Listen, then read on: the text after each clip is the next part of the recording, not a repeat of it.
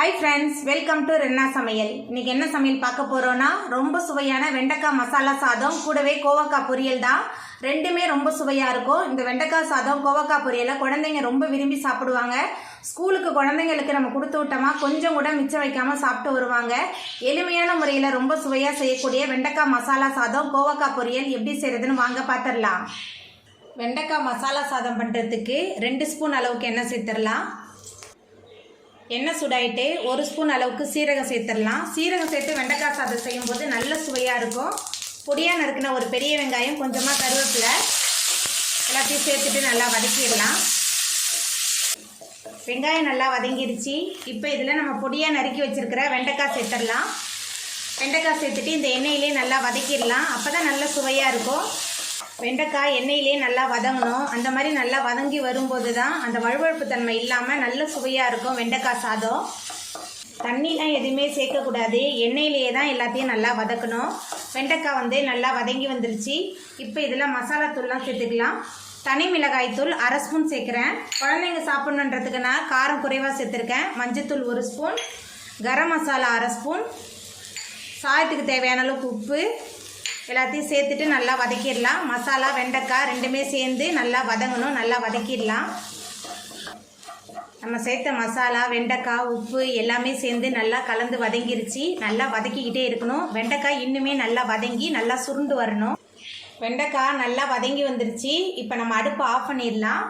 அடுப்பு ஆஃப் பண்ணிவிட்டு நம்ம வடித்து வச்சுருக்க சாதத்தை சேர்த்துட்டு கிளறிடலாம் சாதம் வேக வைக்கும் போதே கொஞ்சமாக உப்பு எண்ணெயும் சேர்த்து வேக வச்சுருக்கேன்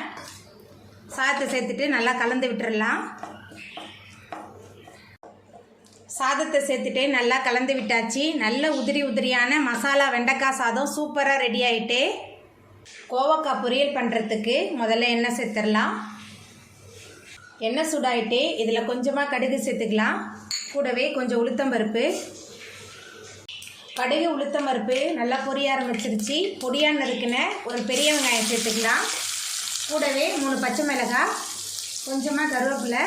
எல்லாத்தையும் சேர்த்துட்டு நல்லா வதக்கிடலாம் நான் கோவக்காய் பொரியலுக்கு காரம் பச்சை மிளகாய் காரம் மட்டும்தான் சேர்த்துருக்கேன் உங்களுக்கு வேணும்னா நீங்கள் தனி மிளகாய் தூள் குழம்பு மிளகாய் தூள் எது வேணாலும் சேர்த்துக்கலாம் வெங்காயம் பச்சை மிளகாய் எல்லாமே நல்லா வதங்கி வந்துருச்சு இப்போ இதில் நம்ம பொடியாக நறுக்கி வச்சுருக்கிற கோவக்காய் சேர்த்துக்கலாம் கோவக்காய் சேர்த்துட்டு நல்லா வதக்கிடலாம் எண்ணெயிலே கோவக்காய் நல்லா வதங்கணும் நல்லா வதக்கிடலாம் கோவக்காய் எண்ணெயில் நல்லா வதங்க ஆரம்பிச்சிருச்சு இப்போ இதில் மஞ்சள்தூள் சேர்த்துக்கலாம் அதுக்கப்புறமா கோவக்காவுக்கு தேவையான அளவுக்கு உப்பு எல்லாத்தையும் சேர்த்துட்டு நல்லா வதக்கிடலாம் தண்ணிலாம் எதுவுமே சேர்க்கக்கூடாது இந்த எண்ணெயிலேயே தான் இந்த கோவக்காய் நல்லா வதங்கி வரணும் அப்போ தான் நல்ல சுவையாக இருக்கும் நம்ம சேர்க்கும்போது எவ்வளோ கோவக்காய் இருந்தது இப்போ எண்ணெயிலே வதங்கி நல்லா சுருண்டு வெந்து வந்துருச்சு நம்மளோட சுவையான கோவக்காய் வறுவல் சூப்பராக ரெடி ஆகிட்டு வெரைட்டி ரைஸுக்கெலாம் தொட்டு சாப்பிட்றதுக்கு அட்டகாசமாக இருக்கும் இப்போ நம்ம அடுப்பு ஆஃப் பண்ணிடலாம் அவ்வளோதாங்க ரொம்ப சுவையான வெண்டைக்காய் மசாலா சாதம் கோவக்காய் பொரியல் சூப்பராக ரெடி ஆகிட்டு இந்த சுவையான வெண்டைக்காய் மசாலா சாதம் கோவக்காய் பொரியலை நீங்களும் உங்கள் வீட்டில் செஞ்சு பாருங்கள் இந்த வீடியோ உங்களுக்கு பிடிச்சிருந்தா லைக் பண்ணுங்கள் ஷேர் பண்ணுங்கள் கமெண்ட் பண்ணுங்கள் சப்ஸ்கிரைப் பண்ணுங்கள் அப்படியே பக்கத்தில் உள்ள பெல் பட்டனையும் கிளிக் பண்ணிடுங்க நன்றி